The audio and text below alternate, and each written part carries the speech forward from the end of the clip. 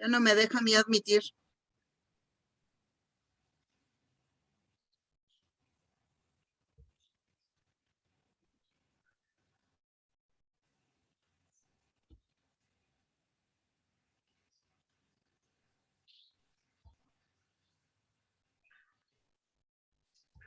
Buenas tardes a todos. Vamos a dar unos minutos a que ingresen, por favor.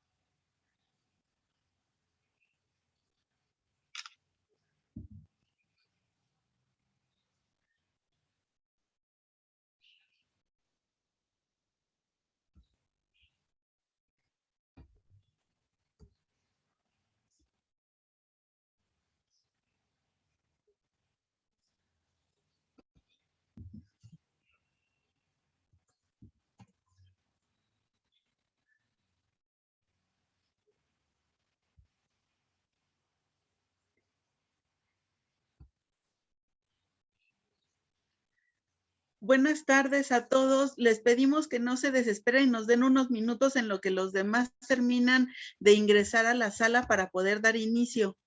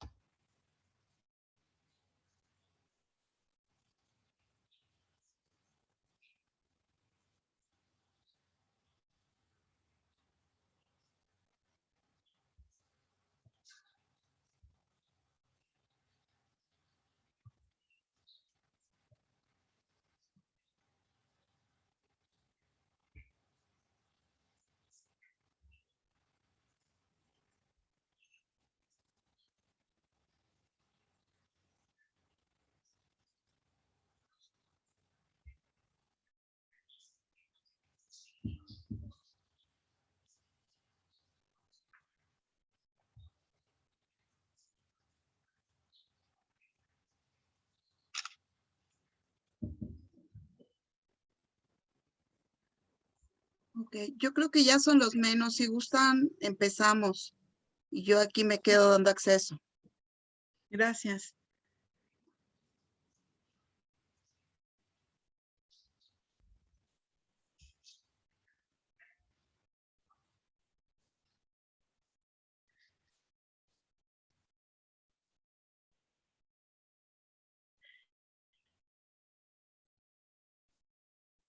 Tardes a todas y a todos.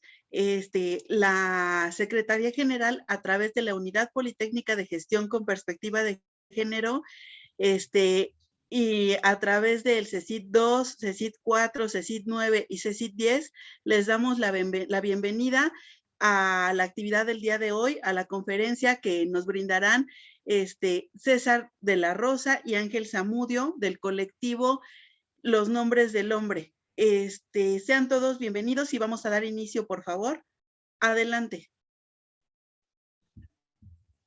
Bueno, muy buenas tardes.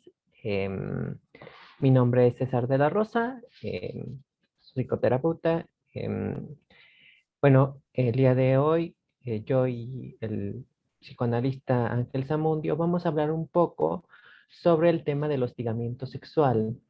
El planteamiento al que queremos llegar el día de hoy tiene que ver con el hecho de qué tanto desde la perspectiva de los hombres se puede ver cuando se ejerce una conducta de acoso. ¿Desde qué perspectiva propiamente es de donde se ejerce el acoso?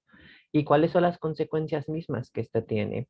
Es por eso que vamos a empezar primero con algunas definiciones, tanto desde, bueno, retomamos algunos aspectos desde lo filosófico, desde lo psicoanalítico y desde lo legal, para poder recapitular un poco el tema y dar una explicación precisa de lo que queremos que se entienda el día de hoy. Entonces voy a empezar proyectando un poco la presentación que traemos el día de hoy. Si me lo permiten. Sí, perfecto. Entonces vamos a presentar. Entonces, perfecto. Bueno, el nombre del tema del día de hoy es hostigamiento sexual por el colectivo Los Nombres del Hombre. Antes que nada, para comenzar esto, nos parece hablar de esto, pues que propiamente el hostigamiento es una conducta que tiene que estar relacionada íntimamente con la violencia. Entonces tenemos dos definiciones mismas para empezar a hablar de esto. La primera, que me gustaría nombrar el día de hoy, es una definición de violencia que nombra Slavoj Žižek en su libro sobre la violencia, 6 reflexiones marginales. Él dice, la cuestión está en que la violencia subjetiva y objetiva no pueden percibirse desde el mismo punto de vista, pues la violencia subjetiva se experimenta como tal en contraste con un fondo de nivel cero de violencia. Se ve como una perturbación del estado de cosas normal y pacífico. Sin embargo, la violencia objetiva es precisamente la violencia inerte a este estado de cosas normal. La violencia objetiva es invisible, puesto que sostiene la normalidad de nivel cero contra lo que percibimos como subjetivamente violento. La violencia sistémica es, por tanto, algo como la famosa materia oscura de la física, la contraparte de una, en exceso, visible violencia subjetiva. Puede ser invisible, pero debe tomarse en cuenta si uno quiere aclarar lo que, de otra manera, parecen ser explosiones irracionales de violencia subjetiva. Bueno, un montón de palabrería, quizás para alguien que no sea académico, pero propiamente, ¿qué quiere decir aquí? Sería el punto. Está hablando de dos diferencias específicas entre lo que denominamos violencia objetiva y violencia subjetiva, hablando desde la particularidad en el caso de la violencia subjetiva y en el caso de la violencia objetiva está nombrando lo que sería la violencia sistémica. ¿A qué se refiere con violencia sistémica? Es decir, un tipo de violencia que se sustenta en lo estructural. Algo que tiene que ver propiamente con una estructura que está ahí, pero que en muchos casos parecemos no ver. Y que se manifiesta, a fin de cuentas, en cuestiones como, pues, aquí lo nombra explosiones irracionales de violencia subjetiva, que tiene que ver en actos particulares de violencia, es decir, en cuestiones que propiamente vamos a nombrar desde nuestra particularidad y que vamos a ver ejemplos en lo cotidiano Sin embargo, tenemos que tomar en cuenta que esos mismos ejercicios no son meramente aislados. Es decir, hay una estructura a nivel social que les va a sostener. Va a haber algo ahí que al momento de nombrarse, al momento de estructurarse, va a generar que estos ejercicios irracionales se reproduzcan, pero también ejercicios que quizás no son tan visibles. En este sentido, ese es el punto de esta definición, nombrar que podemos asumir ciertas cosas en lo normal que realmente entrarían de lo que nombraríamos como violencia objetiva, por aquello que es invisible, por aquello de la misma estructura que no estamos dando cuenta. ¿Y qué tanto realmente podemos dar cuenta de ello? Bueno, hay que checarlo.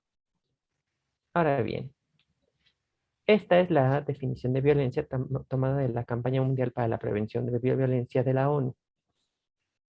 Dice, la violencia es el uso intencional de la fuerza física, amenazas contra uno mismo, contra otra persona, un grupo o una comunidad que tienen como consecuencia, o es muy probable que tengan como consecuencia, un traumatismo, daños psicológicos o problemas de desarrollo o la muerte. Bueno, esto es directo propiamente. Estamos hablando de que lo que está nombrando aquí es que la violencia es una intencionalidad.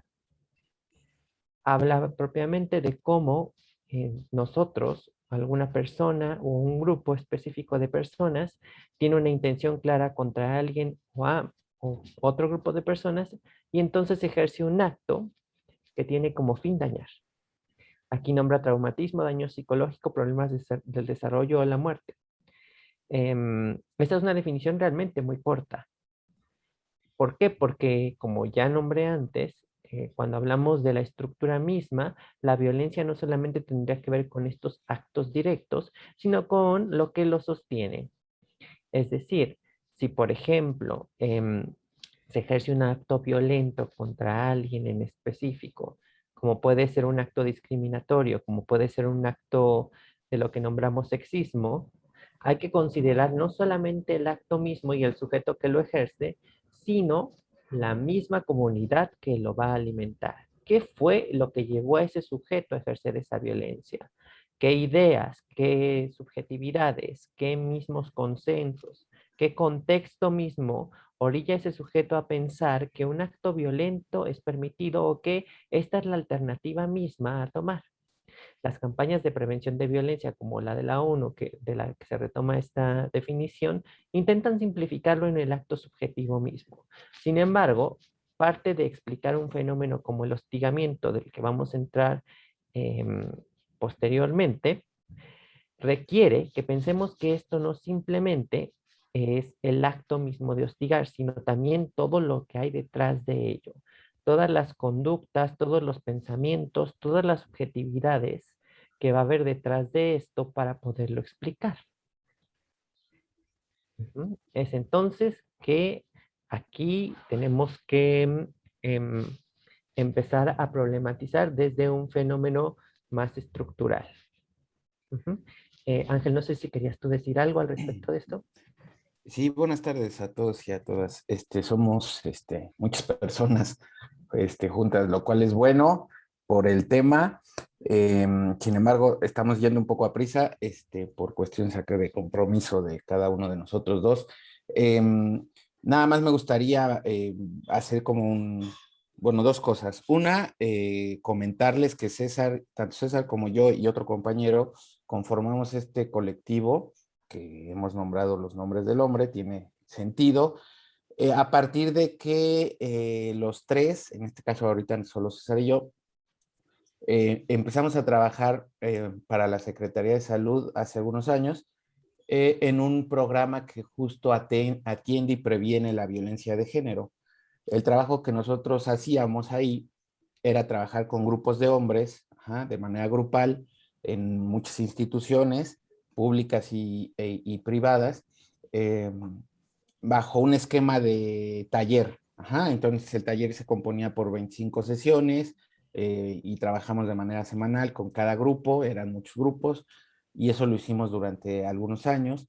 Finalmente salimos de este lugar y es que conformamos el colectivo con el interés de seguir pensando la problemática que relaciona tanto la violencia de género como pensar la violencia desde, desde el pensamiento como hombre, dice César, desde la subjetividad. La subjetividad es la forma en la que entendemos el mundo. Ajá. Cada uno y una entiende el mundo de manera distinta. Que entendamos el mundo de manera distinta, eso es lo subjetivo. Ajá. Entonces, como hombres, César y yo y Rodrigo nos hemos, con todo lo complicado que es a veces esta cuestión de trabajar, y más en estos tiempos de pandemia, pues hemos colaborado en distintos lugares y dando talleres, continuamos dando talleres. Tuvimos la posibilidad de por ahí de dar durante un semestre un programa de radio justo con estos temas, ¿no? Con temas encaminados a pensar y reflexionar la violencia de género, pero no solamente eso, sino cómo estructuramos nuestro pensamiento, nuestro deseo, lo que queremos los hombres, cómo lo queremos, qué es lo que queremos, por qué lo queremos de determinada forma, todo lo que nos hace hombres, en realidad ese es el trabajo que hacemos como colectivo. Uh-huh. Entonces, bueno, de entrada era solamente plantearles esa situación. Ahora, todo lo que dice César, dice el bien, es mucha palabrería, pero me parece necesaria. Sin embargo, creo que escuchándolo pensaba en un ejemplo que ahorita estoy usando mucho cuando hablo de estos temas. Y es, César plantea dos elementos para entender la violencia. Sabemos que es un tema impresionantemente grande. Pero creo que puedo aterrizarlo en un ejemplo. Él dice, hay una violencia objetiva, hay una violencia subjetiva. Es decir, hay una violencia personal, lo que cada uno y una de nosotros y nosotras podemos ejercer, ¿no? Y hay una violencia que parece que es más general, ¿no? Que está ahí en la sociedad, quién sabe dónde, quién sabe cómo, pero ahí está. Uh-huh. Bueno, les voy a poner un ejemplo. Han escuchado, seguramente quienes hayan viajado en el metro, en el Metrobús, este anuncio que nos repiten todo el tiempo mientras viajamos, que tengas cuidado porque los ladrones te pueden robar tu cartera en los empujones y en los jalones y todo esto, ¿no? ¿Lo hemos escuchado algunos? ¿Alguna? Uh-huh. Bueno, eso es muy curioso porque eso es un ejemplo de violencia, ajá, objetiva. Es decir, ya está dada. Ya es normal que nos roben, tan normal que nos avisan, ¿no? Entonces, como ya te avisamos que te pueden robar, pues si te roban, pues es tu bronca. Eso es lo objetivo. Esa es la violencia, digamos, un ejemplo de violencia estructural. Estructural en la medida en la que la encontramos en las relaciones sociales de las que somos partícipes todo el tiempo, todos los días. Uh-huh. Entonces, en algo tan chistoso, uh-huh, encontramos justamente una forma de violencia social normalizada y estructural que entonces me hace sentir que si me roban fue por mi culpa, porque yo no me puse las pilas, ¿no? O sea, y si a mí se me ocurre reclamarle al metro, a los del Metrobús, pues me van a decir, pues yo te dije, mano, ¿no? Pues no oías ¿no? Bueno, eso es lo estructural que se encuentra ya en el funcionamiento social, en las instituciones públicas, en las instituciones de educación, en las instituciones de salud, en las instituciones de gobierno, en las empresas privadas. Eso es lo estructural, que la encontramos en todas las instituciones y formas de relaciones sociales. La violencia subjetiva será lo que hace el que te roba la cartera. Uh-huh. Finalmente, él te violenta robándote porque saca ventaja de ciertas situaciones, etcétera, etcétera, ¿no? O porque hay un ladrón que sabe que es menor de edad y puede robar porque sabe que la estructura de legal en la que vivimos le permite robar y no ser castigado siendo menor de edad, ¿no? Claro, hay un castigo, pero no tiene que ver con un proceso como adulto, ¿no? Es lo mismo. Entonces, esa es como la diferencia entre lo estructural y lo subjetivo. Lo subjetivo será alguien que golpea a su pareja. Lo estructural será que esa pareja vaya y denuncie y en el Ministerio Público le digan, señorita, usted se lo buscó. Es decir, hay un sistema, una institución que sostiene un ejercicio violento que ocasionó una sola persona, pero que está sostenido en la corrupción de las instituciones, en la policía, a eso me refiero, ¿no? Esa sería como la diferencia entre estructural y subjetivo. Era nada más hacer eso. Ok, muchas gracias, Ángel. Digo, incluso ahorita que nombras este ejemplo del Metrobús, me parece que cuando usas gracioso, lo pienso desde esta idea del chiste freudiano, en el punto de que es gracioso porque es incómodo solamente, porque nos está hablando de ese ejercicio de violencia que está ahí, que propiamente ya asumimos tan normal que mejor nos reímos ante ello, ya que la risa parece la mejor solución para asumir una cuestión que quizás sea más siniestra de lo que queramos aceptar. ¿Qué es lo que pasa con muchas situaciones violentas? El chiste es el recurso principal para tratar muchas de estas cosas en lo cotidiano, porque de qué otra forma se hablaría. Hablarlo serio parece incluso burdo, ya que se puede interpretar de muchas formas en la convivencia social, cuando quizás esa sea la necesidad misma, no hablarlo desde el chiste, no derivarlo, sino empezar a tocarlo. Es por eso que también, digo, bien Ángel decía, estamos dando un poquito de palabrería, pero es importante darla, porque necesitamos un poco de contexto antes de propiamente meternos al fenómeno del que queremos hablar. Ahora bien, digo, seguido de violencia, es importante tocar, déjenme ver esto, aquí está, las implicaciones que tiene también el fenómeno de poder en la violencia. Pero bueno, voy a retomar un poco una definición de poder por Michel Foucault en un libro que se llama El poder, una bestia magnífica. Él dice, el poder designa relaciones entre sujetos que de algún modo conforman una asociación o grupo. Y para ejercerlo se emplean técnicas de amaestramiento, procedimientos de dominación y sistemas para obtener la obediencia. Sirva como ejemplo un centro educativo. Quizás no es la mejor definición para decir a personal escolar, pero me parece importante en este sentido porque aquí está hablando de dos factores importantes.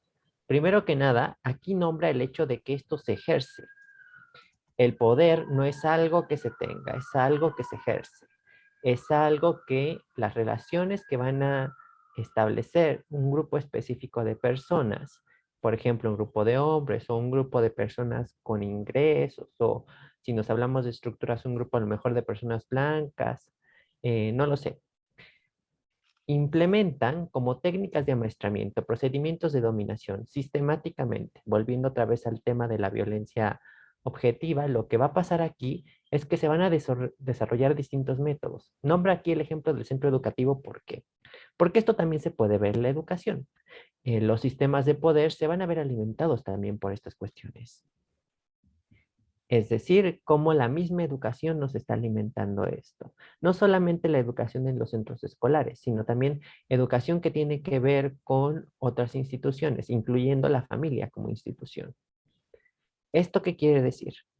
Hay un aprendizaje mismo a nivel social en donde vamos a aprender que el poder es algo que debemos ejercer.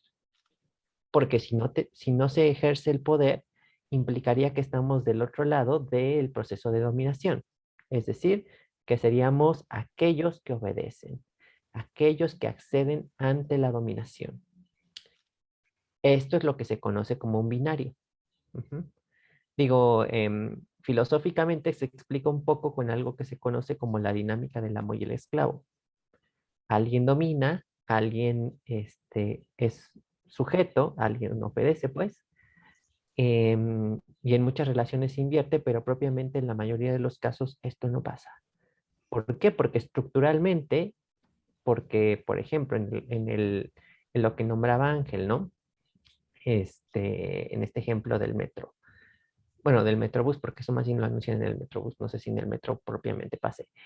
Em, Pasa este anuncio donde se dice, evita que te asalten, porque entonces estamos poniendo la culpa en aquel sujeto que obedece. Entonces, si a ese sujeto que obedece le roban, es su culpa. No propiamente del asaltante, que es la persona que está dominando ahí, que es la persona que está ejerciendo, que está haciendo el ejercicio de poder. Y la misma institución que está ejerciendo un poder al momento de deslindarse de la responsabilidad que tendría, porque, bueno, incluso legalmente tendría una implicación particular eso, ya que si nos vamos como por ejemplo a este ejercicio particular del metro, pues el metro se tiene que responsabilizar si eres asaltado dentro de sus instituciones. Sin embargo, este mensaje lo que te está diciendo es que ejercemos nuestro poder para deslindarnos de esa responsabilidad. Y bueno, lo importante de esta cuestión del poder es que pareciera que es muy apelativo. Es decir, yo tengo que ejercer el poder. Yo no puedo estar en el otro lado de la vara, usándolo desde una cuestión muy, digamos, coloquial. Yo no quiero ser el azotado, yo no quiero ser el que obedece, yo quiero ser el que mande, ¿no? Em, y eso, más allá de un cuestionamiento, tiene que ver propiamente con la idea que socialmente nos construyen. Y digo, esa es otra de las razones por las que se pone el centro educativo. Bueno, Foucault mismo pone el ejemplo del centro educativo. Se busca que se formen sujetos que manden, no tanto sujetos que sean participativos, no tanto sujetos que tengan una consideración, llámesele como se le llame, relacional, humana, una consideración por ese otro sujeto, sino que propiamente creemos una relación donde yo mande, yo genere amaestramiento, yo domine, yo tenga las herramientas mismas para ser aquel que plantee las normas y que el otro sea quien obedezca, sea cual sea ese otro. Esto va a tener un peso muy particular cuando hablemos de violencias sexuales y de hostigamiento, ya que como podemos ver en estos fenómenos, pues parece que esto está muy presente, el que domina y el que obedece, el que es sujeto. Aquella persona que incluso aunque no quiera, se le quiere poner en la dinámica de la obediencia. ¿Quieres comentar algo sobre esto, Ángel? Solo que lo que nos están planteando en este momento tiene que ver con toda forma de desigualdad, ¿saben? No es lo mismo la diferencia que la desigualdad. Ajá, la diferencia tiene que ver con reconocer que el otro simplemente no es como yo. La desigualdad tiene que ver una situación en donde ambas personas estamos en distintas posiciones. Es decir, si yo soy, vamos a pensar de esta manera, si yo vengo en un auto, no sé, de lujo, y voy a un lugar, ¿no? De cierta zona de la Ciudad de México, la Polanco, no sé, ¿no? La Condesa, lo que sea. Y me bajo para entrar a un restaurante, pues era normal, ajá, porque pues aparte llego en un carro, lindo, ¿no? Me bajo, ¿no? De traje, etcétera, etcétera. Pero si yo llego a ese mismo restaurante y llego, en un bocho, ujú, o llego en un suru, es, ellos están obligados a dejarme entrar.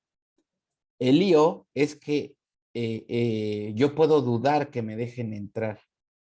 Esa desigualdad de condiciones económicas, ajá, ahí hay una desigualdad económica. Lo que estoy planteando es, la situación es económica, pero hay una desigualdad. Yo tengo poder adquisitivo, es decir, yo tengo esta lana nada más hasta aquí y el otro chico tiene lana hasta acá. Esa desigualdad económica hace que el que tiene lana hasta acá pueda abusar de lo que eso le permite al de acá, ¿no? Y estoy tratando de pensar en ejemplos como muy simples para que sea fácilmente comprensible, ¿no?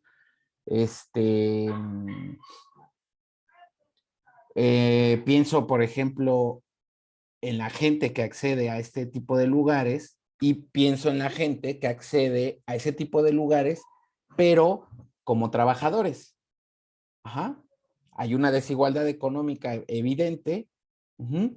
Unos van a consumir, otros van a trabajar. Ajá. Y de ahí podemos empezar a identificar distintas desigualdades, ¿no? De eso se trata. Ajá. Yo tengo 10 pesos y tú tienes 2 pesos. Eso solo puede hacer que yo abuse, ajá, de lo que yo tengo de más en relación a ti.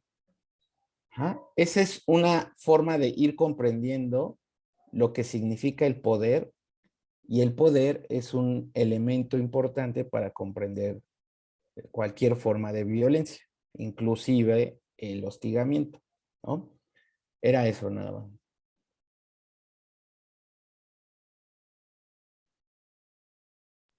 Perfecto, muchas gracias, Ángel. Entonces vamos a seguir un poco más para profundizar en esto que nombra Ángel, porque ese ejemplo cotidiano es una cuestión que queremos que se aterrice en lo cotidiano, digo.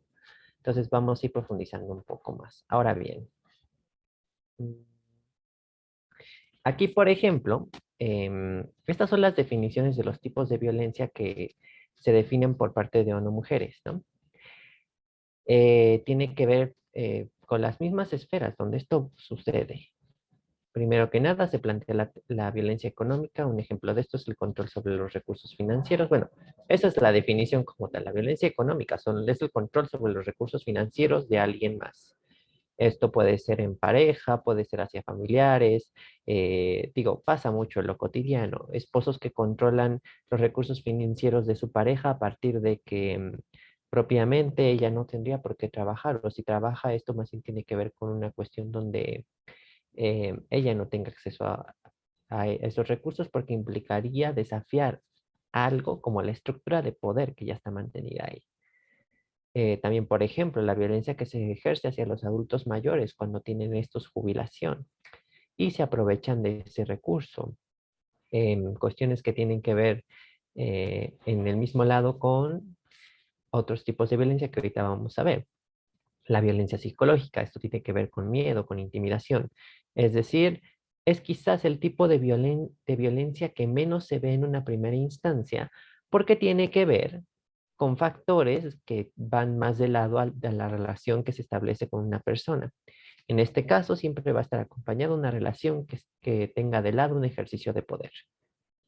Es decir, incluso no tiene que ver en nada aquí cuestiones corporales en muchos casos, sino con la amenaza constante de poder ser violentado. Que haya algo ahí que aunque nunca me haya golpeado, que nunca me haya, digamos, hecho una cuestión en particular en mi cuerpo, que también en muchos casos está acompañada de esto, em, puede ahí haber algo que lo sostiene, una cuestión ahí que ya tiene que ver con la relación con la que establece con esta persona, con un orden que incluso la persona que ejerce este tipo de violencia va a defender a capa y espada. Ujú. Por eso se da mucho en las cuestiones de pareja, porque tiene que ver también con qué tanto no se puede aceptar la diferencia del otro. Cuestiones que tengan que ver con que acuerdos, digamos, incluso cuestiones que tengan que ver también con la particularidad, celos, ese tipo de cosas también entran de violencia psicológica. La violencia emocional, que también va del lado de la psicológica, pero es importante hacer la diferenciación, tiene que ver con las críticas, infravalorar las capacidades de una persona.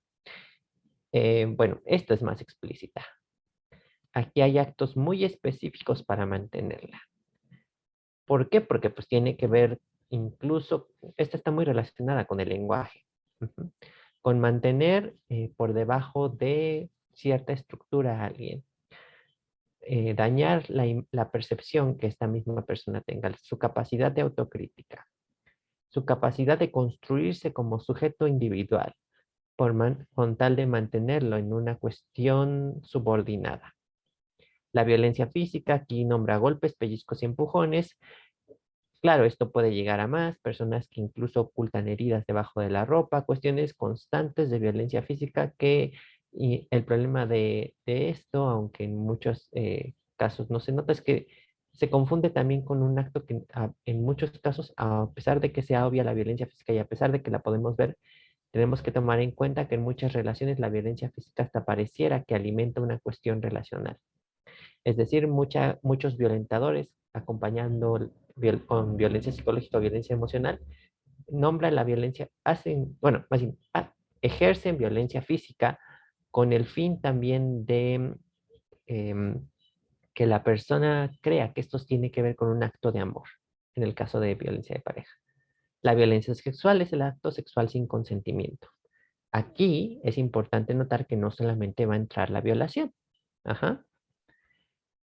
El acoso sexual, el abuso sexual, el hostigamiento sexual, el estupro a nivel legal, también el incesto es un tipo de violencia sexual. ¿Por qué? Porque tiene que ver con un acto sexual sin consentimiento y el consentimiento es un concepto muy amplio, porque tiene que ver con, primero que nada, si la persona tiene una voluntad, tanto a nivel psicológico como a nivel legal. A nivel legal, como sabemos, el consentimiento no existe en los menores de 18 años. Entonces, y a nivel psicológico, tendríamos que considerar que tengamos las mismas capacidades que la otra persona. Como para que esto pudiera nombrarse como consentimiento. Es por eso importante nombrar que la violencia sexual es muy común, incluso en relaciones muy cotidianas. En violencia sexual también, por ejemplo, este es un ejemplo muy práctico que me parece importante nombrar en este momento, tiene que ver con que personas que quizás en pareja acceden a tener cierta relación sexual y en algún momento se arrepienten. Si el acto sexual continúa a pesar del arrepentimiento de la persona o se le fuerza a la persona después de que incluso en el momento mismo donde está pasando el acto sexual dice que no, eso es un tipo de violencia sexual y está penado por la ley. Ahora bien, el feminicidio, que en el caso de los tipos de violencia es quizás el tipo de violencia más explícito contra las mujeres. Y bueno, específicamente, ¿qué es? Es el acto explícito de asesinar a una mujer por una cuestión de género, pero también por una cuestión que tenga que ver con la subordinación, con aquello que desafía los estándares de una persona en cuanto a sus concepciones de la estructura misma de poder, relacionándolo un poco con la violencia objetiva. Es decir, en el caso de muchos feminicidios tiene que ver con que aquella estructura internalizada de violencia objetiva que tiene un sujeto que lo ejerce, se ve alterada. ¿A qué me refiero con eso? Es decir, que la concepción, por ejemplo, de lo que debe de ser una mujer se ve alterada y entonces ejerce un feminicidio para, digamos, reforzar esa misma idea a partir de esa alteración. Esto, por supuesto, no tiene nada que ver con una justificación del acto. No existe una justificación para ningún tipo de este acto. Esto es más bien una explicación de muchos casos por qué pasa. De cómo incluso la estructura promueve que este tipo de cuestiones sigan pasando. La estructura que tiene que ver con la formación misma de los sujetos hombres. Y también en el caso de la violencia sexual. Y bueno, por último también la ONU nombra la trata de personas, que tiene que ver con la venta de personas sin ningún tipo de consentimiento. Digo, también tenemos que tomar aquí que esto en muchos casos tiene que ver con los actos sexuales, pero también tiene que ver con la venta de órganos o con el trabajo forzado, como puede ser lo que pasa con muchas personas inmigrantes, que se les vende en otros países con el fin de que también pues ejercen un trabajo mal pagado, en donde propiamente ni siquiera reciben toda la paga de su trabajo. Ángel, ¿quieres agregar algo en esta cuestión en particular o nos pasamos a lo siguiente? No, solo hay que pasar ya, ¿no? A lo siguiente para poder llegar a hostigamiento. Vale, perfecto. Paso esto. Ahora bien, para hostigamiento retomamos definiciones legales. ¿Por qué definiciones legales? Porque si bien no van a profundizar tanto en la práctica subjetiva, nombran generalidades que nos parece importante incluso cuestionar. Voy a nombrar aquí dos que tienen que ver la del Código Civil Federal y la que tiene que ver con el Código Penal de la Ciudad de México, ¿vale? Que está en la Constitución de la Ciudad de México. Ahora bien, en el Código Civil Federal, el artículo 159 bis dice: al que con fines lascivos asedie reiteradamente a persona de cualquier sexo, valiéndose de su posición jerárquica derivada de sus relaciones laborales, docentes, domésticas o cualquier otra que implique subordinación. Aquí solamente está definiendo hostigamiento, cabe aclarar, no está definiendo el hostigamiento sexual. Pero aquí hay que reiterar dos cosas. Es a cualquier persona de cualquier sexo, pero propiamente tiene que ver una posición jerárquica y está del lado de lo de las relaciones laborales, por lo que aquí nuevamente se nombra el fenómeno del poder. La posición jerárquica va a ser lo crucial para diferenciar el hostigamiento del acoso, porque el acoso también es una práctica que tiene que ver con esto, pero si lo vemos como en la diferencia como tal que tiene con el hostigamiento, en el acoso en relativo tendría que haber una posición horizontal. Es decir, que las dos personas estén en la misma posición de poder, lo cual, si cuestionamos detenidamente en muchos casos no pasa, en muchos casos es hostigamiento por el tipo de posición jerárquica, ya que aquí nombra las relaciones laborales, docentes, domésticas o cualquier otra que implique subordinación. Pero si nos metiéramos propiamente a qué implica una subordinación, tendríamos que cuestionar incluso las estructuras mismas, el género, el sexo, la raza, em, incluso más allá de la raza, el color, la religión, la orientación sexual, que tanto eso nos puede colocar en una posición jerárquica por encima de los demás al momento de que en las relaciones laborales, si bien no legalmente está esto, sí en lo práctico se pueden ver ejercicios de este tipo. Ahora, en el Código Penal de la Ciudad de México, el artículo 179 nombra hostigamiento a quien solicite favores, bueno, específicamente aquí ya nombra el sexual. Dice: a quien solicite favores sexuales para sí o para una tercera persona, o realice una conducta de naturaleza sexual indeseable para quien la recibe, que le cause un daño o sufrimiento psicoemocional, que lesione su dignidad. Se le impone, aquí nombra incluso las penas, se le impone de 1 a 3 años de prisión. En este caso hablaríamos de la definición y penalizaciones por acoso, eh, no específicamente por hostigamiento. Digo, aquí nombra el acoso, pero como ya les mencioné, el hostigamiento en el Código Federal nombra propiamente la estructura de poder. Aquí está nombrando el acoso, pero de todos modos se penaliza. Y tendría que haber una particularidad por el hostigamiento, por la diferencia misma que hay y por las implicaciones en las relaciones de poder que esto tiene. Pero bueno, aquí nombra de 1 a 3 años de prisión. Como podemos ver, es un delito que obviamente no tiene tanta pena de prisión. Por ejemplo, en el caso del abuso y el acoso sexual, y digo, aquí en la Ciudad de México podemos decir que tiene bastante. En el caso del abuso y el acoso sexual en el Estado de México, es otro ejemplo que podemos nombrar. Las penas incluso no llegan a cárcel. Muchas veces son penas nada más económicas, lo que habla de la particularidad que tiene la ley por una violencia estructural de este tipo. Ajá. Que tiene que ver directamente con quien escribe las leyes. Estas leyes son viejas en realidad. Y que tanto hay un atravesamiento de la situación misma, del análisis de la particularidad subjetiva y estructural de este fenómeno. Digo, aquí, por ejemplo, nombra quien solicite favores sexuales para sí o para una tercera persona y realice una conducta de naturaleza sexual indeseable para quien la recibe. En muchos casos, tendríamos que nombrar que muchas personas intentan justificar esto, por ejemplo, en la violencia en niños, al momento de decir que lo deseó. Yo nombro mucho este ejemplo, por ejemplo, con lo que pasa con los abusos sexuales y los hostigamientos sexuales que suceden de religiosos hacia niños. La justificación que normalmente dan y que muchos todavía sostienen incluso en estos días, tienen que ver con es que también lo deseó. Ese niño lo deseaba, a ese niño le gustó. Ajá. Esto nos puede parecer aberrante y ciertamente no es agradable escuchar esas cosas, pero también tiene que ver con una estructura social que lo sostiene. Es decir, se cree que la víctima lo deseó. No se cuestiona propiamente si la persona contra la que fue ejercida esta violencia se le está causando daño o no a nivel psicoemocional, a nivel físico, sino que propiamente se asume que mi deseo es el del otro, que lo que yo deseo implica que la otra persona tiene que desearlo. Por ejemplo, en una relación de esposo y esposa, si el esposo tiene deseo sexual y la esposa no, pareciera que debe de haber un cumplimiento de esta cuestión, lo que puede resultar en un montón de violencias sexuales.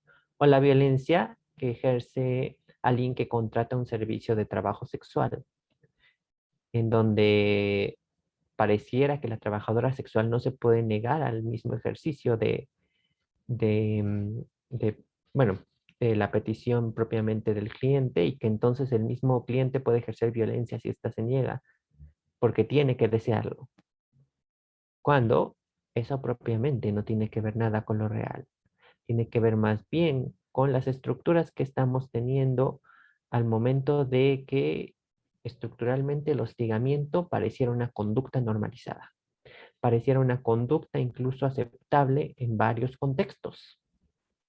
Por eso, por ejemplo, en el caso de las, digamos, resoluciones en cuanto a penas por hostigamiento, si checamos los datos, en realidad son muy pocas las que se llevan a juicio y las que tienen una resolución positiva, por decirlo de alguna manera. El hostigamiento es uno de esos delitos que propiamente no se castiga, porque, como bien decía Ángel, es más probable que si alguien va y denuncia hostigamiento, si alguien va y denuncia un tipo de violencia sexual, todavía en la actualidad, aún con varios cursos de sensibilización que supuestamente se dan en las estructuras gubernamentales, quien ejerce la ley nombra que, o en muchos casos en los ministerios públicos y demás, primero le preguntan a la víctima qué fue lo que hizo para provocar esa situación, como si un ejercicio de violencia fuera provocado por aquel que fue dominado y no tanto por quien ejerce la violencia. Quien ejerce la violencia pareciera que está cumpliendo un deber, que está cumpliendo algo que socialmente preferimos aceptar antes que cuestionar. Ángel, te dejo la palabra para que agregues aquí tu punto. Sí, bueno, creo que hemos llegado como al tema que nos invita, ¿no? A pensar, nos invitan a pensar el día de hoy. Primero quisiera decir, al principio decía, qué bueno que somos muchas personas. Porque de entrada, cuando uno habla de estos temas, pues se nos vienen como a la mente muchísimas cuestiones, ¿no? Yo no soy así, yo no lo he hecho, a mí no me ha pasado, etcétera, no sé, ¿no? Yo no soy ese tipo de persona, lo que sea. El punto es, primero, estamos hablando de cuestiones legales para hablar de hostigamiento por una razón.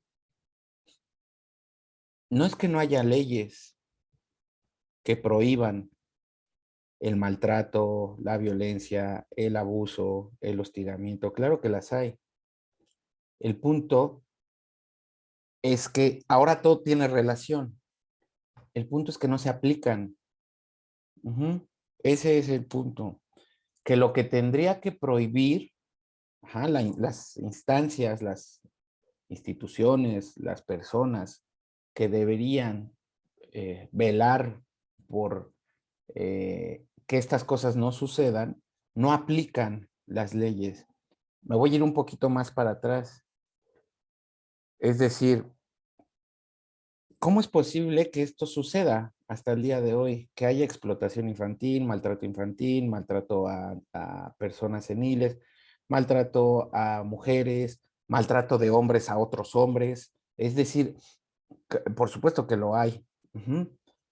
Fíjense, antier venía escuchando una charla como se escucha en cualquier otro lugar. Y aparecía esta cuestión, ¿no? Que a lo mejor muchos de ustedes piensan, han pensado o han escuchado. qué lío y qué lata esto de los feminicidios, y a los hombres también nos matan. Y tienen mucha razón, ¿no? Y este chico que decía, ¿por qué no hablamos de homicidios y sí de feminicidios? ¿Mm? El punto de esto es la cualidad, es decir, las características del por qué cuando un hombre mata a una mujer se le llama feminicidio. Es decir, ya las nombró César. Ajá, todas estas características, a partir de las diferencias. Lo que sucede es que, claro, es más, habemos más hombres muertos que mujeres en este país, por razones de violencia, por razones de violencia. Ujú. Lo que no pensamos los hombres es que quienes nos matan son otros hombres, ujú, por la misma razón. Es decir, porque hay un abuso, evidentemente, de fuerza, de poder. El punto es que los hombres nos matamos por conflictos, por conflictos de apropiación, ¿no? De bandas delictuosas, de lo que sea, ustedes mandan, ¿no? Esa es la gran diferencia. Ujú.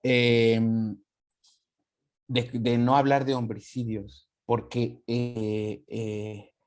es algo muy complejo. Ahora, creo que están levantando la mano. Déjenme terminar de exponer y creo que pasamos ya a esto.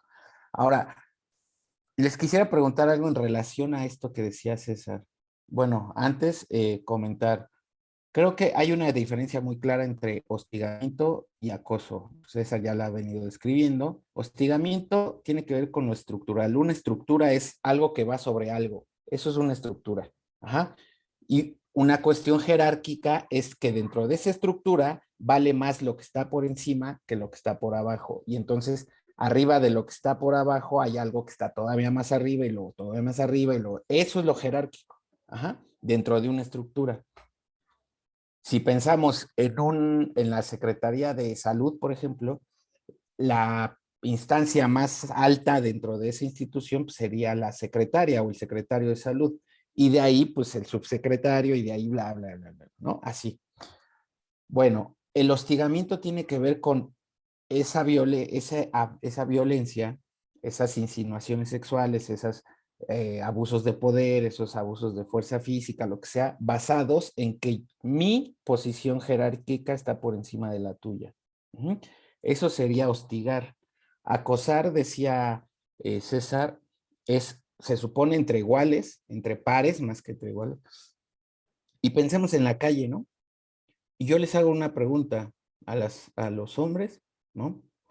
¿Cuántos hombres nos hemos sentido intimados, ¿no? Intimidados, amenazados, porque nos encontramos a una mujer de frente o en la misma calle? Yo no, nunca. Uh-huh. Si le hacemos la misma pregunta a las mujeres, quizá todas digan sí, yo sí. Uh-huh. Yo sí me siento intimidada, amenazada. Yo me siento intimidado y amenazado cuando me encuentro a un tipo, ¿no? A un hombre, porque pienso que me va a robar. Ajá. Pero no pienso que me va a tocar sexualmente o que me va a agredir o me va a violentar sexualmente. La única razón por la que yo me intimido es porque me vaya a quitar mis cosas. Esta cuestión del temor, de sentirse amenazada, tiene que ver con el acoso y con la violencia estructural. Uh-huh. Es decir, ahí hay grandes diferencias entre el acoso y el hostigamiento, ¿sí? Ahora, ¿por qué es importante hablar de estos temas? Porque aunque ustedes no lo crean, de estos temas no se hablaban. Y entonces, que no se hablaran, hacían que la violencia estructural estuviera todavía más afirmada en cada una de los lugares en donde existe. Es decir, si estas cosas no se nombran, si no se escuchan, si no se hablan, las chicas, las adolescentes, yo tengo una hija adolescente, si estas cosas no se hablaran, ella podría entrar a su colegio y pensar que ser acosada es sinónimo de ser pretendida por un hombre. Ujú. Y entonces todo sería normal y no habría violencia. Ese es el punto, ¿no? Ahora todos nos dicen, los que nos dedicamos a estas cosas, nos dicen, pues es que ahora todo es violencia. Lo que pasa es que siempre ha existido, solamente que ahora se está nombrando y ahora se está haciendo evidente. No es que no existiera, no es que, no, antes no existían esas cosas. Claro que sí, el punto es que no eran nombradas. Esa es la importancia de que existan espacios como estos, en donde podamos nombrar este tipo de charlas, este tipo de temas. Eh, a mí antes, cuando empezaba en estos temas, me parecía un poco incómodo, ¿no? El hecho de que los hombres con los que público o directamente con los hombres con los que trabajaba se incomodaran, ¿no? Pero fui comprendiendo que tenía que ver con mis propias implicaciones en el tema. Ujú.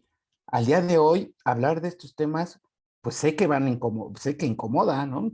Finalmente, pero no se trata de que echemos una lupa y ahora, no, sí, ahora tú también eres. No, no, claro que no. Estos temas están hechos y destinados para que cada uno y una genere una reflexión personal. De eso se trata. Ujú. Que hombres y mujeres que escuchan estos temas y participan de ellos generen una reflexión personal como hombres y como mujeres. Ujú. No se trata de pensar como mujer si soy hombre, o como hombre si soy mujer. Se trata de pensar como hombre desde mi ser hombre. Ajá, y de lo que yo estoy escuchando, qué significa lo que estoy escuchando. Ujú. Entonces, bueno, creo que para mí era importante llegar a esta parte, insisto, porque lo que pretendimos fue empezar a hablar de lo general, es decir, de la violencia, de una violencia estructural, de una violencia subjetiva, de lo que hay dentro de la violencia, que hay abuso de poder, eh, y a qué nos lleva el abuso de poder, a prácticas sociales como el hostigamiento y el acoso. Ujú. Eh, si vemos, todo está relacionado. Y me parece que hablar de acoso y de hostigamiento dentro de una institución educativa, no solo me parece bueno, me parece obligatorio. Ujú. Eh, Justo para poder brindarle a todas las personas el conocimiento, no solo a aquella persona que es víctima de abuso o de acoso o de hostigamiento, sino también aquel que la ejerce, que sepa que lo que está haciendo no es tan normal como quizá él lo cree. Esa es la importancia de esto, de estos temas, de que hombres y mujeres escuchemos y dialoguemos y hablemos y participemos de estos espacios cada vez más. Y me parece súper prudente que sea dentro de una institución educativa. Solo eso. Vale, muchas gracias, Ángel. Me parece muy pertinente lo que dices, porque aquí, como bien decía Ángel, empezamos hablando de violencia estructural, de la estructura misma, porque muchas veces creemos tener el contexto de la situación que está pasando, de cómo es que un ejercicio de violencia tiene una implicación, pero en muchas cuestiones, como no hay la pregunta hacia sí mismo, la pregunta hacia desde dónde lo estoy viendo, pareciera que más bien interpretamos una particularidad o un consenso inmediato como aquel fenómeno que explica lo real, que explica lo verdadero, donde la consideración hacia esa diferencia, hacia esa otra persona, por ejemplo, la persona que lo vive, parece irrelevante, no lo estás viviendo. Cuestiones muy cotidianas. No estás viviendo violencia porque eso no es violencia, ¿no? ¿Cómo podría yo nombrar un tipo de violencia que vive la otra persona? Lo que te está pasando no es hostigamiento. ¿Cómo saberlo? ¿Qué contexto tengo? ¿Desde dónde lo estoy pensando? ¿A quién se lo estoy diciendo? Si yo no lo vivo, no es violencia. Si yo no lo vivo, no es hostigamiento. ¿Desde dónde estoy retomando mi posición para decirlo? Si realmente quiero nombrarme, no lo sé. Digo, es complicado ser objetivo ante una situación así, pero si realmente quiero nombrarme objetivo, ¿qué es lo que realmente estoy diciendo ante esto?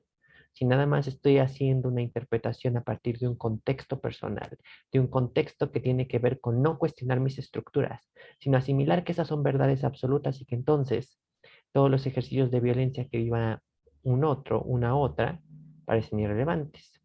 Y esto también tiene que ver un poco con, digo, con ejercicios de hostigamiento incluso entre nosotros, no solamente hablando de hombres a mujeres, sino de entre hombres incluso. Ejercicios que tienen que ver con acosos que no vamos a reconocer como tal, porque la misma estructura, la misma formación de los sujetos hombres, como mencionaba Ángel, en muchos grupos incomoda pensarlo, porque implica posicionarse también como alguien que ha recibido violencia, y no solamente en esta justificación que puede pasar hasta cierto punto como incluso un consenso entre hombres de, ay, no, sí vivimos violencia de las mujeres porque me dice que no salga o me cela, no lo sé, este tipo de prácticas que parecieran cotidianas, sin realmente pensar cuáles son las implicaciones de la violencia que realmente vivimos, de la que viven las mujeres, la que tenemos a nuestro alrededor y la que parece tan normalizada que pareciera que hacer una pregunta al respecto nos tira una estructura, pero hay que tirarla si es que queremos realmente profundizar en estos temas. He ahí el primer indicativo de cuestionar algo como la violencia, un tema que es tan amplio que incluso dar una definición, aquí vimos dos, pero en muchos casos hasta parece arriesgado darlo. Ujú. Y bueno, este, estas preguntas, ¿qué hacer ante el hostigamiento? ¿Cómo lo reconocemos en nuestro actuar? ¿Puedo nombrar si alguna vez lo he hecho? No son propiamente para darles una resolución en este momento. ¿Qué hacer ante el hostigamiento? ¿Cómo lo reconocemos y puedo nombrar si alguna vez lo he hecho? Estas tres preguntas son propiamente para que se las lleven. Es decir, aquí no, el punto no es dar una respuesta inmediata ante ello. Es ahora que hay un replanteamiento sobre esto, si hay una escucha sobre esto, si quiero realmente preguntarme qué es lo que está pasando en mi cotidianidad al momento de que veo un ejercicio de este tipo, es hacerme estas preguntas. ¿Qué hacer? Lo puedo reconocer en mi propio actuar. Estoy alimentando incluso el ejercicio que está haciendo alguien más, porque tenemos que tomar en cuenta que no solamente es el que ejerce la violencia quien es el único involucrado, también quien observa, también quien omite, también quien incluso quizás no alimenta la violencia en ese momento, pero digamos, motiva posteriormente, le da el sello de aprobación tanto de manera directa como con silencio. Y puedo nombrar si alguna vez lo he hecho. Bueno, este es quizás el ejercicio más complicado de hacer, porque implica que desde nuestra propia particularidad demos respuesta a ello. ¿Realmente puedo decir si lo he hecho alguna vez? ¿Qué tanto puedo reconocer que al mismo tiempo que soy violento, he violentado? ¿No? Bueno, que fui violentado, también soy violento, perdón. Ay, fue un pequeño lapsus ahí, pero es importante hacer ese reconocimiento. ¿Qué tanto yo puedo ser ejercicio de violencia? ¿Qué tanto he reconocido la que vivo? ¿Qué tanto me veo involucrado en esa estructura? ¿Qué tanto me violenta como eh, alimenta mis propios ejercicios de violencia hacia los demás? Incluyendo el hostigamiento, que es un ejemplo muy claro de esto. No solamente ahorita que hablamos de lo sexual, sino también en otras relaciones, la laboral, la escolar, el posicionamiento que tengo ante otros, la aparente necesidad de ejercer poder, que habríamos que nombrar que no es propiamente una necesidad, es algo que se nos alimenta en el contexto, es algo que va a alimentar esa violencia estructural que está ahí presente. Y bueno, me parece que podemos terminar con eso el día de hoy, porque digo, a mi parecer es siempre mejor, antes que dar una respuesta específica a esto, dejarles los cuestionamientos dados, dejarles que se vayan a sus respectivos espacios y que empiecen a cuestionar no solo sus conductas, sino los pensamientos que alimentan todo esto, aquello que está detrás de todo esto que produce que estos actuares sigan presentes y que yo no cuestione los de los otros también. No sé si quieras agregar algo más, Ángel, antes de pasar a la última diapositiva, que sería más bien como los datos.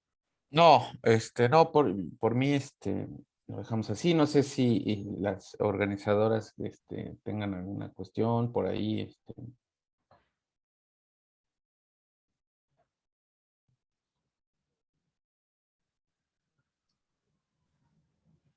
yo creo que es importante ver esta parte de, sobre todo lo que decía César, el qué hacer ante el hostigamiento. Lo primero es reconocer que estoy viviéndolo y buscar la atención. En este caso, bueno, el Instituto Politécnico Nacional tiene en cada escuela una coordinación de red de género, se pueden acercar a ella. También pueden acercarse a sus orientadores o a sus psicólogos de cada escuela si es que la tienen, y si no, pueden acercarse incluso. En Zacatenco está la UPGPG, que es la Unidad Politécnica de Gestión con Perspectiva de Género, y está la Defensoría de los Derechos Humanos. Pueden acercarse, pueden pedir ayuda, pueden solicitar que se les acompañe, que se les explique si tienen alguna duda, si no saben qué hacer con eso, porque es importante trabajarlo, no quedarnos con ello. Y recordemos, sobre todo en varones, que muchas veces lo asumimos como cuando alguien me está acosando, me está hostigando, esta parte bien importante de, pero es que yo la traigo loquita, es que, mira, yo ya me le eché, yo hice, yo no sé cuánto, y muchas veces no nos damos cuenta que estamos inmersos en una situación de violencia porque a lo mejor es alguien mayor, porque no está acorde a una relación de pareja adecuada. Entonces yo los invito a todos a que lo pensemos, a que veamos qué está sucediendo y que incluso reconozcamos, si yo siento que en ocasiones, en más de 3 ocasiones por lo menos, he sido generadora de una situación de violencia, que entonces pidamos ayuda, que nos acerquemos igual a los diferentes espacios, y no solo dentro del instituto, también fuera del instituto hay muchas instancias que son incluso, ¿cómo se llama?, de cuotas mínimas, algunas que ni siquiera cobran, pero que es importante que si yo lo reconozco y reconozco en ese momento, me doy cuenta que yo he sido generadora de violencia para otras personas, hombres o mujeres, pedir ayuda para evitarlo y evitar que esto genere más violencia a su vez. No sé si las demás quisieran comentar alguna cosa. Únicamente invitarlos a participar a los demás eventos de la red de género, así van a identificar cómo acercarse a ellos y también participar para enriquecer la información que puedan tener. Agradecemos mucho también a nuestros invitados del colectivo del nombre de los del hombre, el licenciado César Adrián de la Rosa Fernández, que es licenciado en psicología, egresado también del Instituto Politécnico, así como el maestro Ángel Zamudio Cruz. Sí, muchas gracias a todas, todos. De verdad es una tarea que nos llevamos igualmente todas, todos. Y efectivamente, creo que lo decía muy bien el licenciado Ángel, lo importante es ya visibilizar, ¿no? Que ya no nada más identifiquemos el hostigamiento, la violencia hacia las mujeres. Lamentablemente hay una violencia que se está generalizando para todas, todos, y que lo importante es erradicarlos. Y precisamente es una de las políticas del Instituto Politécnico Nacional, ¿no? Precisamente cero tolerancia a la violencia y generar espacios de paz, y que eso yo creo que es lo más relevante en este momento. Y obviamente agradecer a todas, todos los integrantes de las redes de género, del CECIT 2, CECIT 4, CECIT 9, CECIT 10, a nuestras coordinadoras de los diferentes CECIT, y por supuesto a las y los asistentes, alumnas, alumnos, personal que nos está acompañando. Pero igual, no sé, si hubiera alguna duda, alguna pregunta para los ponentes, pues también podríamos abrir un espacio, ustedes indíquenme. Hace rato había alguien que tenía levantada la mano, nada más que no recuerdo exactamente el nombre. Si por ahí quien tenía levantada la mano todavía tiene alguna duda, quisiera participar, este es el momento.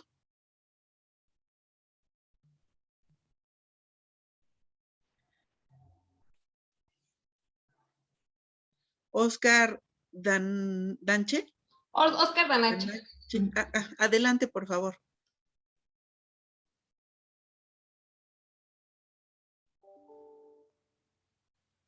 Yo quiero... Ok. ¿Ahí me escuchan? Sí. Buenas tardes a todos. Yo sí quiero hacer una pregunta con respecto, ¿qué diferencia hay entre acoso sexual y hostigamiento sexual? Nada más, por favor.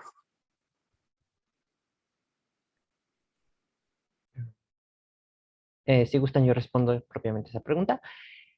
En el caso del hostigamiento sexual, a nivel legal, tendría que haber la particularidad de que fuera en un espacio específico. Es decir, sería hostigamiento sexual si, por ejemplo, un jefe ejerce em, esta conducta contra algún subordinado o subordinada, si un maestro lo hace contra algún alumno o alumna, o, por ejemplo, también puede pasar en el caso de un médico con un paciente, entre un psicoterapeuta con un paciente, por ejemplo, también es un caso de hostigamiento. En el caso del acoso, tiene que ver más bien con una cuestión de horizontalidad, es decir, va a ser acoso cuando, por ejemplo, es entre compañeros de escuela, cuando es entre compañeros de trabajo que tienen un rol similar, donde no hay una cuestión relativa de, de superioridad específica. Es decir, que entre comillas no existe esa verticalidad. Esa es como tal la diferencia, aunque parece como muy difícil luego ya en lo práctico diferenciarlo.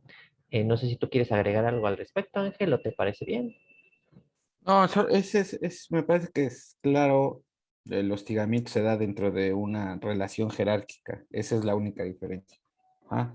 Obviamente, no es que en la calle no haya una relación jerárquica, pero en términos simbólicos. Ajá. Es decir, ¿qué estoy hablando? En la calle, bueno, pongo un ejemplo. Em, yo puedo, como hombre, hacer uso de las calles de una manera completamente distinta a como la hacen las mujeres. Ujú. Yo puedo transitar por una calle más tarde. Si nos damos cuenta un poquito, los espacios públicos, las canchas, no sé, no sé, estoy pensando en cualquier espacio público en donde se congregan para beber, para este, no sé, incluso para compartir cualquier forma de espacio, es mayoritariamente ocupada por hombres. Bueno, eso simbólicamente nos da una jerarquía sobre las mujeres. Ujú. Eh, por eso es que hablar de hostigamiento lo remitimos específicamente a que sea dentro de una relación jerárquica en términos laborales, en términos docente-alumna, alumno, entre padre, hijo, hija, ajá, en donde la jerarquía es muy específica. Esa sería como la diferencia.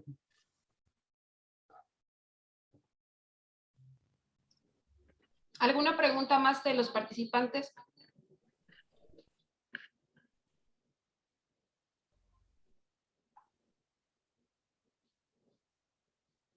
Ok, al parecer no hay una pregunta más. Agradecemos mucho nuevamente a nuestros invitados. De verdad es un honor tenerlos con nosotros. ¿Hay levantado una mano? Emiliano Morales Carrera. Adelante, por favor.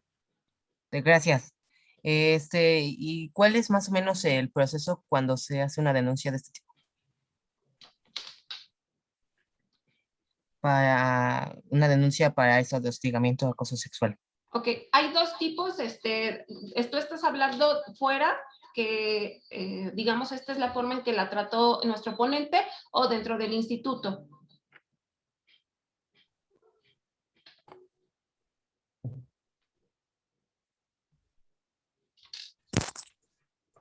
Emiliano. En general. Ok, si me permite nada más explicarle cómo se hace dentro del instituto y ya nuestros ponentes nos le hacen una aclaración más cuando se lleva a cabo un proceso ya fuera de lo que es el instituto.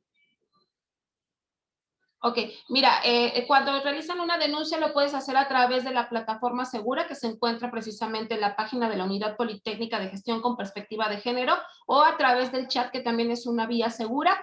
Una vez que realices esto, se te va a convocar ante el comité intrainstitucional para poder ejercer ya las siguientes acciones. Se te da acompañamiento legal y dependiendo de la situación en cómo se vaya a llevar y digamos si puede ser con un compañero o puede ser con algún docente. Ya en un proceso legal, que es la que explicó el licenciado César, esa ya lleva otro procedimiento. Sí, en el instituto nada más les recuerdo, la plataforma se encuentra en www.denunciasegura.ipn y la pueden buscar así en Google como Denuncia Segura IPN y los manda al sitio. Lo único que necesitan es un equipo que se conecte a internet para poder hacer su denuncia. También la pueden hacer con las coordinaciones que hay en cada escuela de red de género. En este momento por pandemia lo ideal es que lo hagan a distancia, pero de todas formas nosotros estamos para atenderlos en cada escuela. Y ahora sí, si nos hacen favor nuestros ponentes de explicar la parte como es por fuera del instituto. Sí, claro, no hay problema. Por fuera del instituto depende mucho también de dónde esté pasando. Propiamente, si es un ambiente laboral, en particular en un ambiente institucional, se tendría que hacer la denuncia al Departamento de Igualdad Sustantiva de la institución, si se trabaja en una institución pública, o al Departamento de Recursos Humanos se tiene que hacer una denuncia específica si se trabaja en el sector privado. Posterior a eso, si no hay una respuesta específica, se tiene que levantar la denuncia a la Fiscalía Especializada de Delitos Sexuales de la Ciudad de México, en el caso de la Ciudad de México. En el caso del Estado de México, es en el Ministerio Público directamente. En el caso de la Ciudad de México, por favor, sí asistan a la Fiscalía Especializada porque ahí se puede dar una atención detallada al fenómeno, a la violencia específica. Propiamente, pues son delitos de oficio, se tiene que dar seguimiento a ello y de ahí la denuncia procederá de acuerdo también al proceso que se vaya dando. Em, También se puede hacer de manera virtual, por ejemplo, en el caso del hostigamiento virtual, existe la policía cibernética, entonces ahí también se puede mandar un correo con las especificaciones de la denuncia. Generalmente piden como impresiones de pantalla si es hostigamiento virtual, pero también se puede dar por esa vía. No sé si eso resuelve como tal la duda que se tiene.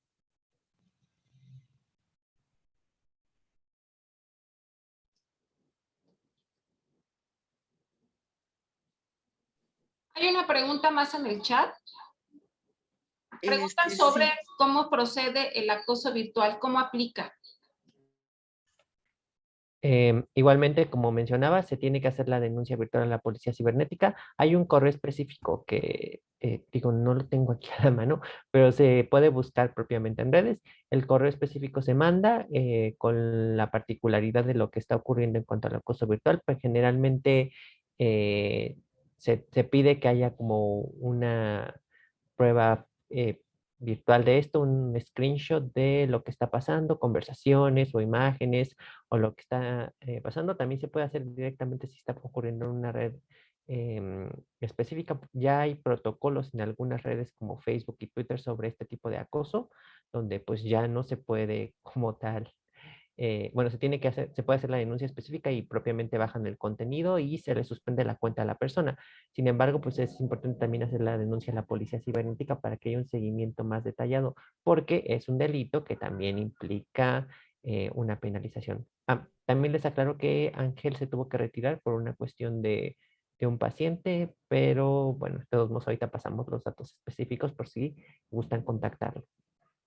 Gracias. Y vamos a una última pregunta, si les parece, de Mosqueda Álvarez Rodrigo, que nos dice que tiene una duda. Adelante, por favor.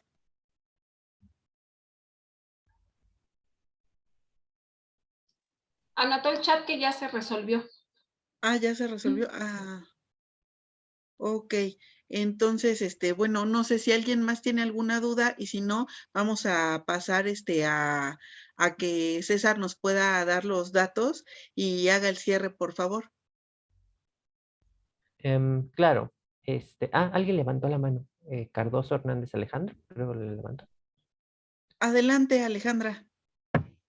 Sí, yo siendo parte de CECIT 9, ¿cómo puedo formar parte de la red de género o de qué forma puedo participar? Hola, Cardoso. Mira, yo soy la coordinadora de la red de género. En la página del CECIT hay un apartado de red de género. Ahí está nuestro buzón. Con mucho gusto nos mandas tu solicitud y por supuesto estaríamos muy contentas de aceptarte en la red.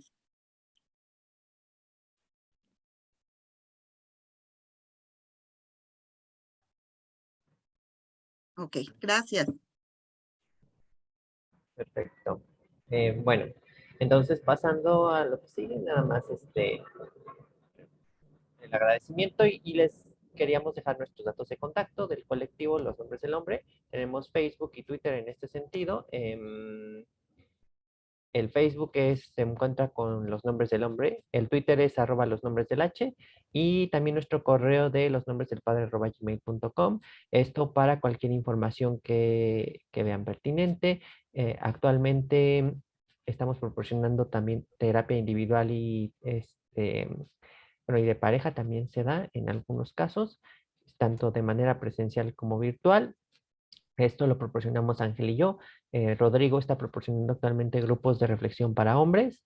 En nuestro caso se va a abrir uno que vamos a ver los tres a finales de este año, probablemente por ahí de diciembre, y actualmente estamos gestionando un grupo específico para hombres que tiene que ver con consumo de sustancias, pero en contextos sexuales, que es una práctica que se está dando mucho últimamente y que nos parece importante abordar de manera grupal, porque este es un espacio de escucha.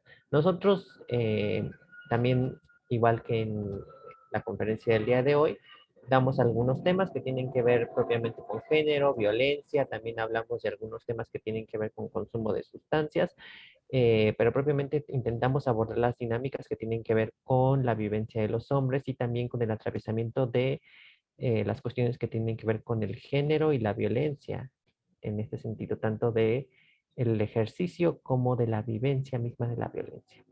En este caso nos pueden contactar ahí, tanto a mí como a Ángel, estamos al pendiente de las redes sociales para cualquier duda que tengan. Digo, siempre es importante nombrar esto porque creo yo que si bien no surgieron dudas en este momento, siempre pueden surgir después, me parece que indica que es un ejercicio de cuestionamiento que deja, que algo movió y que por supuesto que estamos abiertos tanto a dudas, comentarios, vaya, incluso críticas. Me parece que eso puede ser bastante constructivo. Entonces no duden en contactarnos, esos son nuestros datos de contacto y pues estamos al pendiente de cualquier cuestión.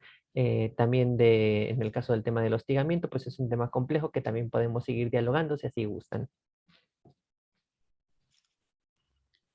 Muchísimas gracias. Y a nombre de la directora de la Unidad de Género, la maestra María del Rosario Trejo García, les damos las gracias por la participación, por habernos apoyado el día de hoy. Y pues quedamos en espera también de todos chicos, chicas, si tienen alguna duda pueden acercarse o quieren alguna otra plática de este tipo, pueden acercarse a las coordinaciones de Red de Género y solicitarla, o igualmente acercarse con el colectivo, solicitarles la plática y ellos se pueden acercar con nosotros para programar otra en dado caso de que a ustedes les interese un tema similar, por favor.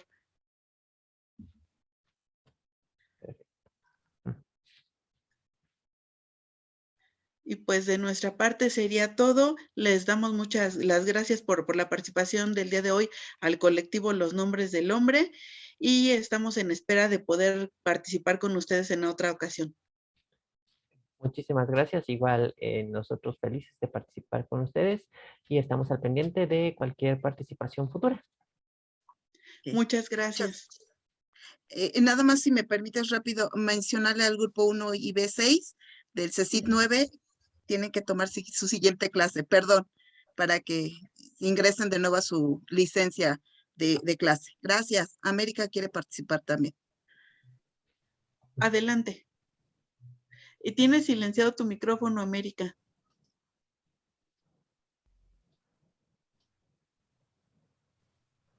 Sí, ahora sí ya.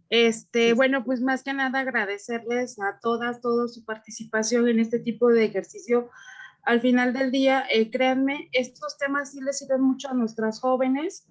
Créanme, a muchos de ellos a veces no se atreven a decir que a veces sí son víctimas a la mejor de violencia entre ellos mismos. Hablo de mujeres hacia hombres y de hombres hacia los mismos varones. Entonces, en este sentido, creo que a veces me dejaron con una tremenda inquietud, que a veces somos o presenciamos este tipo de violencia de las niñas o de los niños hacia las mujeres o de las niñas hacia los propios varones, y a veces ellos por pena, a veces no hablan, a veces no quieren manifestar que a veces sí sufren este tipo de violencias.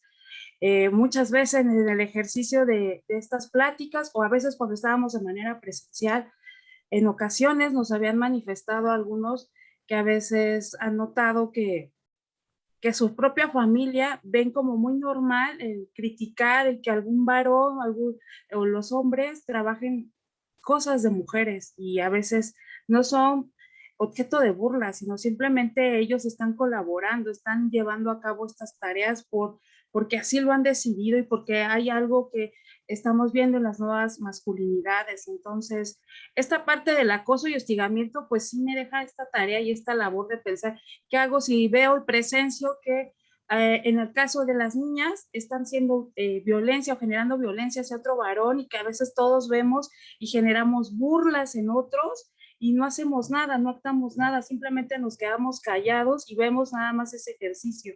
Entonces yo invito a todas y todos a no ser generadores de violencia, sino simplemente, si vemos un caso de esos, se acerquen a nosotros para que pudiéramos atender y ayudar a esa persona, a ese sujeto, porque al final del día no olvidemos que todos y todas pertenecemos a una sociedad y que debemos evitar ya esta violencia. Agradecer por parte del CECIT 2 la colaboración de todos y todas al estar aquí presentes, y pues yo con eso quiero cerrar.